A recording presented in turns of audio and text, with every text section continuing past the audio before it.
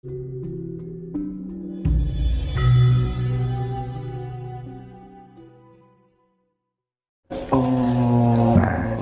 sekarang sudah masuk saatnya itu. Makanya burung meletus dan sebagainya, tidak perlu kaget. Nggak perlu, lu kok bisa begini, itu azab. Bukan, itu peringatan. Peringatan kepada siapa? Kepada yang menyalahi perjanjian. Coba bangsa kita ini selalu kalah dalam perjanjian. Lawan Belanda, kok Belanda mau kalah, buat perjanjian. Contohnya di Ponorogo terus tangkap, hilangkan, begitulah. Jadi kita ini bangsa yang sangat luhur, budi pekertinya, tidak mau perang pada dasarnya. Ngalahan. Hingga saat ini saya ngalahan. Tapi tidak tahu saat lagi kok bisa jadi yang berontak nanti karena sesuatu hal yang sudah sangat klimaks, sudah tidak bisa sudah tidak bisa ditolerir lagi gitu. Jadi inilah sekarang saatnya kita sudah menanjak kembali kepada adat budaya bangsa lagi. Itu bukan Jawa aja, Sumatera dengan adat budayanya, Batak dengan adat budaya Bataknya, semua kearifan lokal, budaya lokal se-Nusantara ini sudah bergerak semuanya. Contoh Kalimantan begitu. Betul. Jadi kita harus peka dengan ini. Itu simbol. Ya, itu simbol. Makanya zaman itu ada yang namanya Sumpah Hamukti Palapanya Gajah Mada untuk menyatukan seluruh Nusantara, 2/3 dunia waktu itu terkuasai. Nah, setelah itu zaman Paduka Yang Mulia Soekarno ada Sumpah Pemuda untuk menyatukan. Dan sekarang banyak itu apa sumpah? Sumpah serapah. Sumpah serapah. Semua tidak punya aturan sudah. Yang muda tidak tahu yang tua juga tidak tahu yang muda.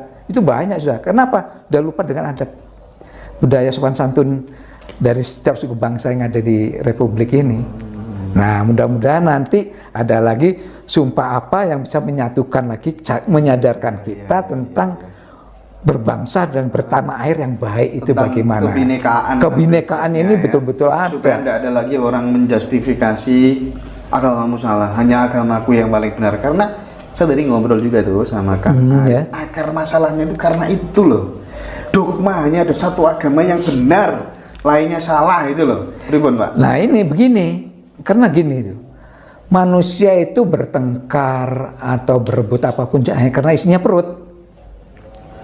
Lah bangsa kita ini bangsa yang hidup di Katulistiwa ini bangsa yang makmur. Sama Gusti Allah ini sudah dikasih tempat yang makmur.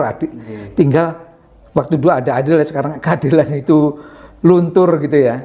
Nah, sudah demikian kita diberi tatanan yang sudah untuk menata bangsa kita ini, untuk menata dunia ini dengan isinya yang sudah disiapkan.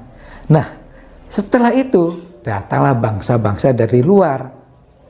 Bangsa dari luar ini awalnya orang baik. Nah, setelah mereka ini datang ke sini, saya ibaratkan tamu. Kita ini tuan rumah. Ada tamu dari Arab. Wah, di sini minta kita hormati, kita kasih makan, kita kasih tempat, sangat-sangat senang mereka. Dulunya ngekos ya? Ngekos dulu. Nah, setelah itu apa? Minta dibuatkan rumah, kita buatkan yang namanya masjid. Ya. Hindu datang ke sini juga begitu. Datang berun akhir diterima dengan baik dengan bangsa kita. Ayo rukun dan sebagainya. Setelah besar, pada waktu itu juga geger. Buddha juga demikian, Kristen juga demikian, di tamu-tamu datang kemari itu. Minta rumah, orang Kristen minta rumah, kita buatkan gereja. Orang Hindu minta rumah, kita buatkan pura dan sebagainya betul itu. Nah, setelah mereka merasa enak, sudah kuat, si tuan rumah dijejek, katanya bahasa Jawa ya, dia apa? Yaitu ada syaratnya dimusyrikan, menyembah berhala lah. Terus yang katanya tidak baik. Itu esensinya sebagai penjajah nggak? Secara substantif? Dia penjajah juga, penjajah dalam hal mencuci otak kita dengan budaya mereka.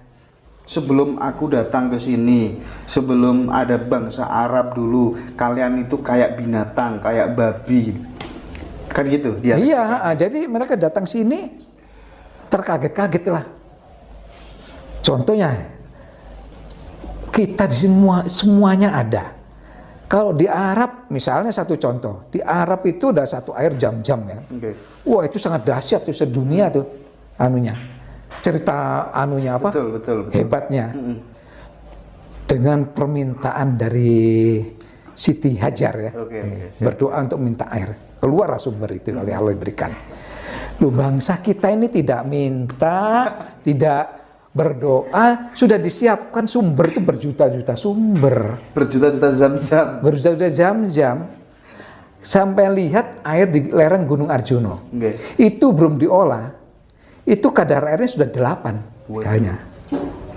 Jadi yang namanya pabrik Otsuka yang ada di Lawang, dia membuat apa namanya itu untuk apa air untuk infus. Itu ada di Jalan Sumber Waras, memang tidak ada sumber. Itu tidak dicampur apa-apa, hanya diolah, hanya masukkan kemasan, itu dikirimnya ke negara yang perang. Nah, yang perang itu di Arab. Jadi, sampai waktu ke Arab, lihat di rumah sakit itu produk PT Otsuka Lawang, Jawa Timur, Indonesia. Wah, bangga saya. Dengan membacain bangganya apa? Kita mengambil air Zam-Zam dari Arab, ternyata di sini negara Arab mengambil air untuk infus dari lereng antara Gunung Mahameru dengan Gunung Arjuna. Sumbernya ada di situ. Itu dikirim ke Arab. Bangga kita. Dan tidak melalui proses yang repot-repot untuk masuk ke negara Arab karena dibutuhkan banget untuk yang perang-perang tadi itu. Ya, barangkali kalau boleh jujur ketika Pak Bagus sering ke Eropa, ya kan ke Arab kemana-mana, ke Belanda, tugas apa sih sebenarnya? Kalau boleh jujur. Oke lah. Karena image yang terbangun selama ini Pak Bagus itu bersembunyi mas. Dia selalu di atas gunung kemana-mana, ke luar negeri dan nggak pernah mau muncul. Nggak tahu sekarang kenapa tiba-tiba Pak terus muncul. Nah ini mumpung muncul, tugas saya menggali sedetail-detailnya. Monggo Pak Bagus. Begini, memang ada saatnya kita harus muncul dan ada saatnya kita harus berhenti. Begini, memang sejarah saya di Eropa begini mas. Awalnya saya itu di kecil ya, cerita masih kecil nih. Saya ini lahirnya di tengah hutan belantara Kalimantan. Pada waktu itu, karena ibu saya itu seorang tentara gerilya. Nah, lalu dikirimlah untuk mengisi kodam yang ada di Kalimantan, Tanjung Pura. Lahirlah saya di sana, di tengah hutan kumpul sama Dayak-Dayak itu, sahabat-sahabat saya, saudara saya itu. Saya banyak belajar di sana tentang alam pada saudara suku Dayak ini. Memang kecilnya kumpulnya di situ. Ya mainnya di hutan tidak ada lagi. Nah, dalam perjalanan ini karena ibu saya seorang tentara juga. Nah, dalam perjalanan ini saya masih kecil, saya ingat pada waktu itu. Saya ini nggak suka makan.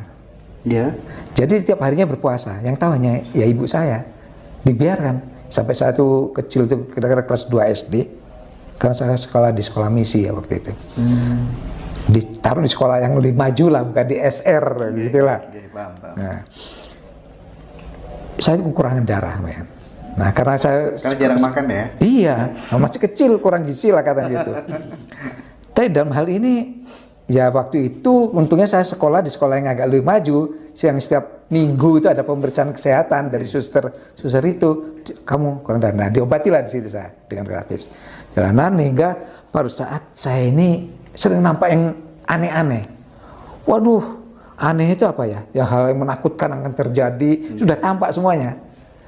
Hingga pada saat saya ini oleh ibu saya disuruh tidur di pangkuannya pada satu malam. Tapi saya dengarin saya, duh, aneh. Ya saya nggak bernapas. Dalam alam ini, di saat saya tidak bernapas, saya itu amblas ke bumi. Perasaan saya ingat saya itu sejarah itu. Setelah amblas ke bumi, saya lanjut perang tanding di dalam bumi ini. Saya menang. Terus saya itu muncul di permukaan bumi. Loh, di pantai. Loh, kok di Londo bahasa Jawanya, kok di Belanda. Itu awalnya. Ya si anak kecil diam aja lah. Ya itu. Setelah saya sadar, saya cerita sama ibu saya apa adanya. Nah, perjalanan itu hingga 10 saat saya ini harus tahun 68 kembali ke tanah Jawa. Saya lihat di sini aneka ragamnya orang lakunya Jawa, orang Jawa itu sangat, saya anggap sangat hebat. Nah, saya tertarik dalam lakunya lebih terarah lagi. Nah, disitulah Paduka Yang Mulia Soekarno, Romo Soekarno itu mengatakan kepada saya, "Le, munggah nang puncak Arjuna." Maka saya tempatilah di mana beliau dulu bertapa. Di tempat itu saya bertapa lama, 2 tahun 7 bulan. Usia berapa itu? Masih kecil, Mas.